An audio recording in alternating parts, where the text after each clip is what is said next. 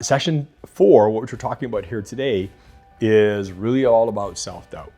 That talk that happens in your head. That talk that's been happening in your head since you were months old. The reinforced, completely embedded beliefs that you don't even know that you have. The subconscious talks, the text that's happening that is actually directing your life are the things that are more likely than not the most prevalent reasons you're not accomplishing your goals. It's not because you're thinking too big, or it's not because you aren't capable, or you don't have the education, or you don't have the connections, or you don't have all of that type of stuff. History has proved that there are many individuals in the world that didn't have any of those things and accomplished incredible, incredible goals.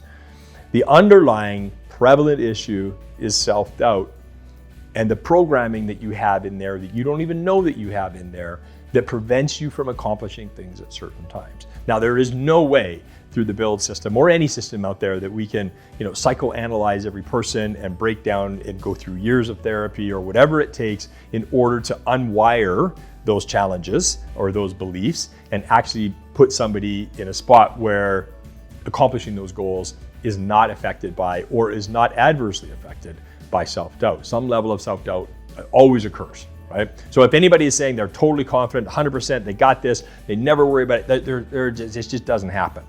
I'm a very experienced entrepreneur. I've had incredible successes. I've had some pretty good blow-ups as well. I can tell you, I face self-doubt on a daily basis. And it's not just in my entrepreneurial career, but also in my health and wellness, also with my family, with my marriage, with everything. And that's just how it is, with my friendships, with my partnerships. We question ourselves. It's part of our survival mechanism. And so we can go into lots of details that kind of take care of the last 20% of that self-doubt. But there are a couple of things, very simple things that you can do that basically will get about 80% of your self-doubt at least contained or on track or on a path to being positive, as opposed to being so detrimental and holding you back in life. So the two things that really work to combat self-doubt, first and foremost, is what we call as identification. And what that means is getting with a group of like-minded people and spending time with them and understanding what they're going through and using them as a support mechanism, but also being a support mechanism. When you have the opportunity to identify with other people and to see the challenges that they're going through, right? And to explain the challenges that you're going through, and to have a community that you can either just talk to, or that you can identify with, or socialize with, or share ideas with, whatever the case is, the magic that happens is that you realize that you're able to do what other people are doing, and that those other people have the same problems as you. And then all of a sudden you realize you're not that piece of shit. You're not that loser. You're not that incapable, unconnected, disrespected person out there. You're just another person, and you've got all the tools. And now you've got a community to help you unlock those tools. Listen, you can get coaches, you can get psychologists, you can go as deep as you want.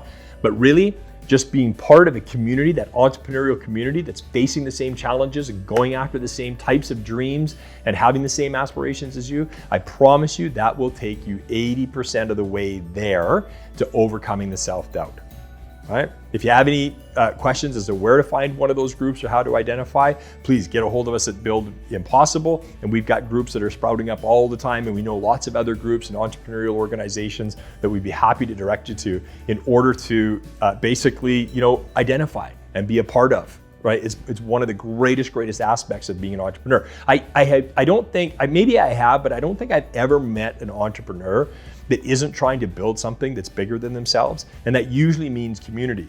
But more often than not, I find entrepreneurs that within their own work, even though they're out building a fantastic community of customers or advocates or whatever it is, in their own life, they face a certain and often a very high degree of isolation. They don't have a community for themselves. Being a part of that community for yourself will directly translate into the community that you're building for that, whatever it is that you're building that is bigger than yourself, right? So, and actually one of the great ways to do that is to join our Sunday night call. Okay, the second way to overcome self-doubt is to realize what you do have, right? And realizing what you have accomplished is actually comes from realizing what you do have. And so it's gratitude, right? Being grateful every day and realizing what you can be grateful for. A great exercise that I've participated and I take groups through often is to have somebody write out their problems and have somebody else write out their problems. And without even looking at the other person's problems, look across the table and say, if you could switch and take that other person's problems, would you do it? And an overwhelming percentage of the time, like almost 100%, people will not take other people. You're happy with the problems that you've got. Because at least you know those problems, and quite frankly, you've designed those problems. So being able to be grateful for what you have, even if they are problems to that extent, really starts to unlock the fact that you can change those problems and that you understand what you are working with.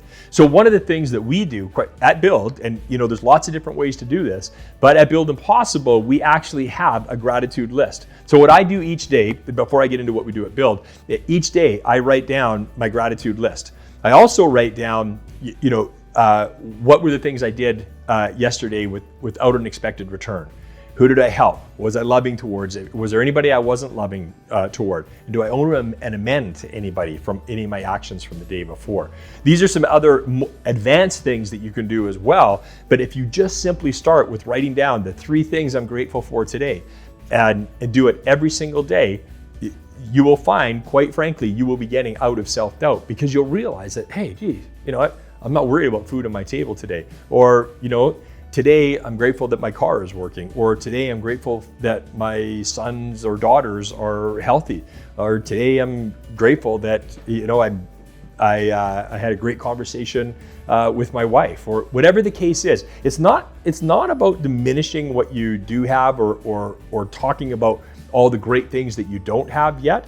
But it's really, really realizing how fortunate we are and actually what we have to build with. You combine this with the community of people that are also grateful for what they have and are willing to then share. Because when you're grateful for what you have, you get out of scarcity. You get out away from this, I gotta hold on, I gotta hoard, I gotta be in fear. And you say, I'm grateful for this. And you identify with somebody else that's grateful for something and you start to share something. Instantly something's bigger.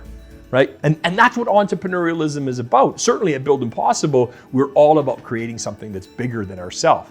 And it really, on many, many levels, starts with being grateful for what we have, then identifying with other people that are grateful for what they have, and instantly that opens up a world of sharing, not fear, and you can create something greater than you are.